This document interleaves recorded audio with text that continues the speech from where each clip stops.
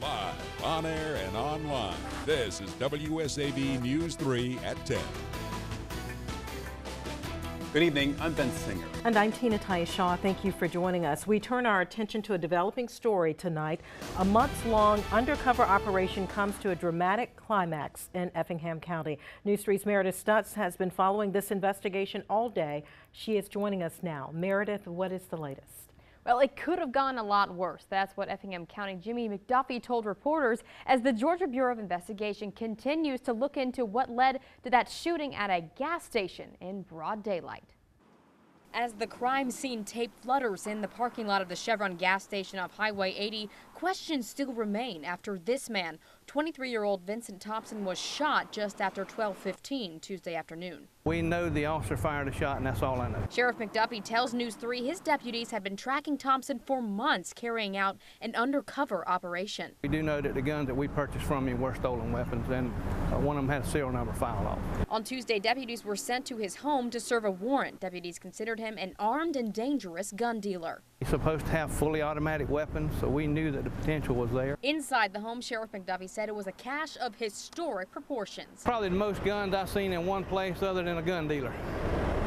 I don't think I've seen that many guns in one house in my life, and I've been doing this over 40 years. Back at the Chevron, deputies set up another undercover cell with Thompson at Pump 1. They closed in, and it ended with one officer using an AR-15. He was shot maybe through the hand and shoulder. Thompson went down and deputies came in. Several weapons were found in his van, including a gun lying near him. Thompson was taken to the hospital and is expected to be okay. Once released, he will be arrested. He was selling stolen guns to Joe Citizen. So anytime you're selling guns to people that you're not supposed to, it's always bad.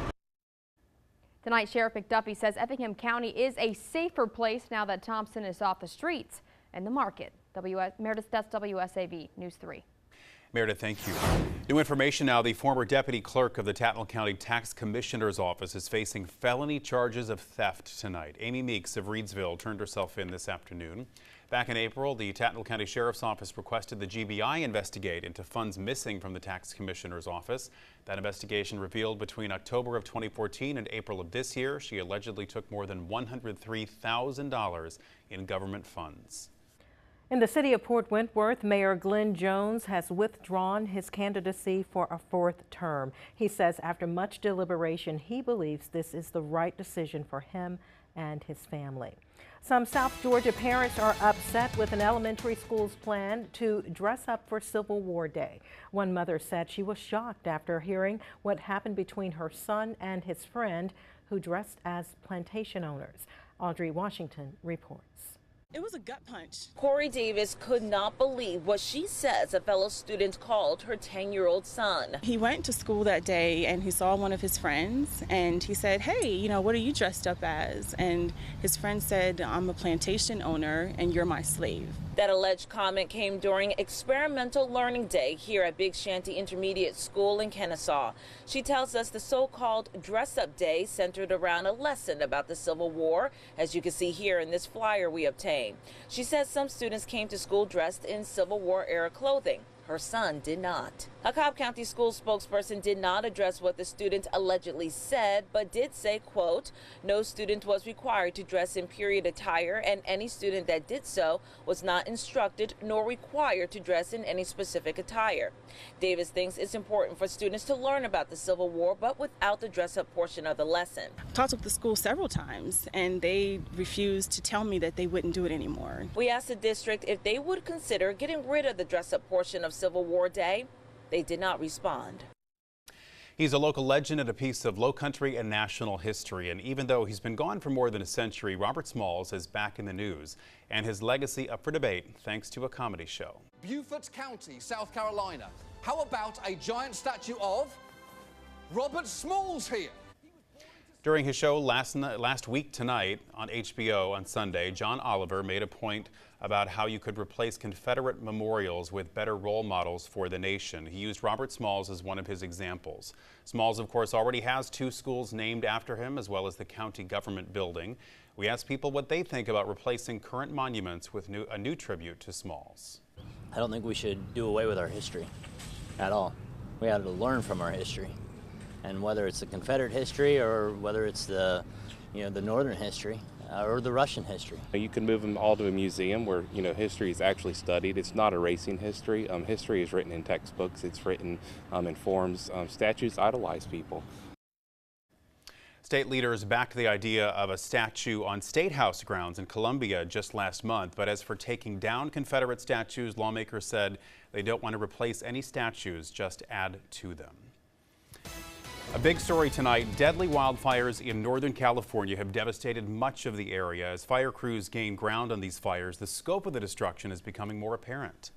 And tonight, Kristen Price is joining us live from San Francisco with the very latest. Kristen. The smoke here has been a really big issue. They've seen some of the worst air quality, and this is coming from those fires that are burning about an hour north of San Francisco. 14 of them, more than a dozen people are dead, and hundreds others are remaining missing. Carolyn Elliott left her home in Santa Rosa yesterday. Basically, we left with the clothes on our back. A few hours later, she found out her home was destroyed. It's gone. Totally gone. Nothing. 14 fast-moving wildfires in 8 counties burned 2,000 homes and businesses. Another 20,000 still in harm's way. We don't know because we can't get back there. Fire officials say more than a dozen people are dead, 100 others injured, and 200 people are missing. It's heartbreaking to think that that many of the fallen represent our most vulnerable, in some cases senior citizens who simply were not able to escape the flames. Thanks for your work. Vice President Mike Pence announced a federal disaster declaration for the state to assist in the wildfire response. This declaration will allow FEMA to identify, mobilize, and provide additional equipment and resources to assist with the emergency. The focus now on increasing containment and helping those affected. And this is a look at the Bay Bridge. It's just been surrounded by smoke the last 2 days. The cause of this fire is under investigation. So far, more than 70,000 acres have burned. I'm Kristen Price, live in San Francisco. Kristen, thank you. 24,000 young people in Georgia are worried about their futures tonight. They are deferred action for childhood arrivals or DACA recipients. Emmanuel Diaz has been here for 20 years after being brought here illegally by his parents. But he says this is the only country he's ever known, and most so-called dreamers just want to stay and give back. Because these individuals, like me, who grew up here, who love this country, who love the states that they live in, their cities are their homes. We can give back. That's all we want to do. We just want to give back to the communities that are here. President Trump had indicated he may want to work with Democrats on a solution for dreamers. Now he says that any fix for DACA has to be tied to overall immigration reform, including building a wall. New tonight, Metro Police need your help finding the man they say is responsible for a deadly shooting over the weekend. Investigators say 22-year-old Jose Carrillo is wanted for murder. He's 5'5", weighs about 135 pounds. Carrillo is known to frequent Garden City and Port Wentworth. He may be driving a white Toyota Corolla or a gray Nissan Altima. The shooting happened Sunday near Bonabella Avenue. 22-year-old Sean Reinhart died in that shooting, and 23-year-old Robert Reeves was hurt. Well, if you have any information, call Crime Stoppers anonymously at 912-234-2020. You may have noticed some heavier than usual traffic on your way to the islands of Chatham County tonight. Well, the drawbridge on the Islands Expressway got stuck in the up position. That meant that all commuters were forced to take Highway 80. So drivers experienced huge backups from the Thunderbolt Bridge to Midtown Savannah. The Medical University of South Carolina has gone to the dogs, therapy dogs that is. The medical school in Charleston held a blessing of the therapy dogs this afternoon. The blessing of the dogs was performed by MUSC chaplains George Rossi and Stacy Sargent Lawton.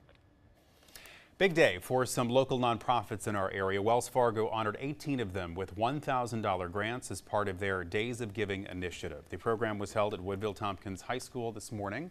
Wells Fargo has invested $182,000 in the community since the program was introduced in Savannah back in 2014. Full list of the nonprofits that were awarded, you can visit WSAV.com and search Days of Giving. Many in the Low Country are still working to get rid of storm debris left by Tropical Storm Irma. After the break, we'll show you the one thing Irma brought that Hilton Head Islanders want to keep And we have now had record-breaking heat 3 days in a row. It has remained incredibly warm for our overnight lows. But we are tracking 2 cold fronts. One will make a huge difference in the 7-day forecast, and we'll track it all after the break. You're watching WSAV News 3 at 10 on WSAV CW.